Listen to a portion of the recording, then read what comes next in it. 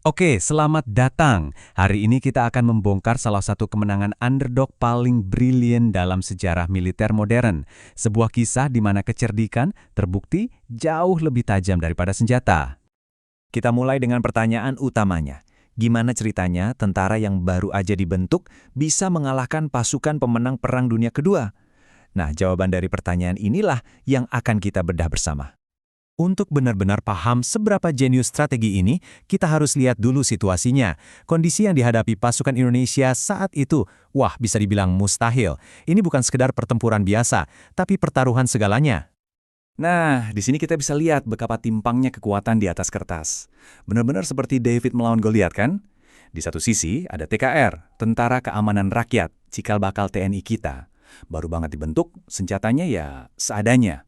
Di sisi lain, ada pasukan Inggris loh, pemenang Perang Dunia, lengkap dengan tank dan artileri modern. Satu-satunya keunggulan TKR saat itu adalah penguasaan medan dan semangat juang yang, wah, nggak ada matinya.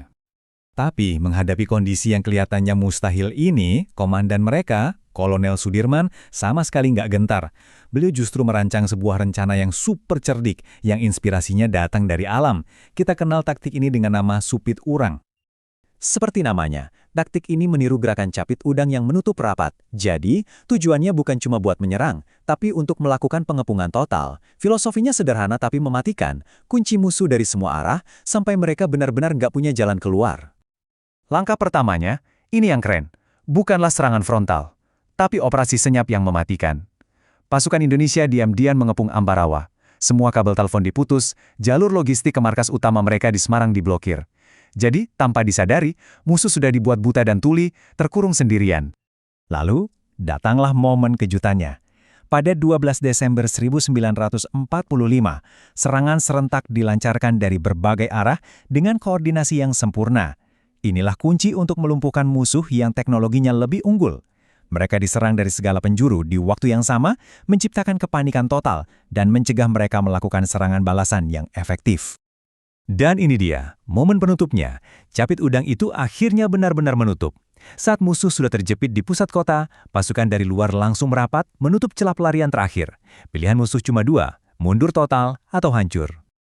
Oke, rencananya memang brilian, tapi sebuah rencana hebat nggak akan ada artinya tanpa eksekusi yang sempurna, kan?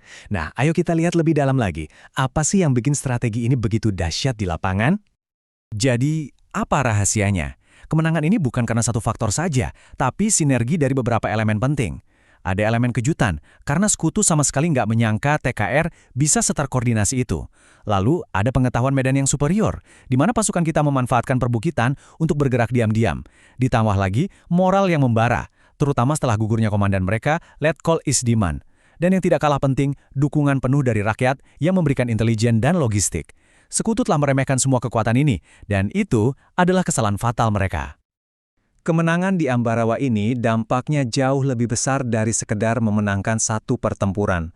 Peristiwa ini pada dasarnya mengubah arah perjuangan dan sejarah bangsa Indonesia ke depannya.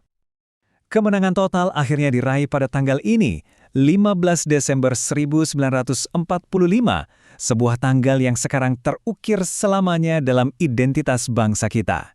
Ini adalah hari di mana sebuah bangsa yang baru lahir membuktikan kemampuannya di hadapan dunia. Warisannya bisa kita lihat dalam 4 aspek utama. Pertama, ini adalah kemenangan moral yang luar biasa. Kedua, secara taktis, Supit Urang menjadi standar emas strategi militer di Indonesia. Ketiga, secara seremonial, hari ini kita peringati sebagai Hari Juang Kartika. Dan yang paling penting, secara politik, kemenangan ini adalah bukti kedaulatan kita di mata dunia. Tapi, ceritanya nggak berhenti di sini. Disinilah bagian yang paling menariknya. Ternyata, taktik super modern dari Kolonel Sudirman ini punya kembaran dari zaman kuno yang sangat mengejutkan.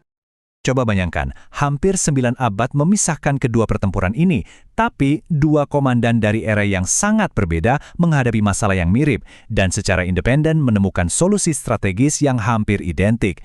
Ini bukti yang luar biasa bahwa prinsip taktik militer itu universal. Kalau kita bandingkan, keduanya sama-sama menggunakan medan untuk menyembunyikan pasukan sayap mereka. Keduanya juga sama-sama jeli mengeksploitasi kelemahan psikologis musuh. Alparslan memancing musuh untuk maju dengan gegabah, sementara Sudirman memanfaatkan arogansi sekutu yang meremehkan lawannya. Prinsip dasarnya tetap sama persis, kepung dan hancurkan. Satu-satunya perbedaan mendasar sebenarnya hanya terletak pada tujuannya.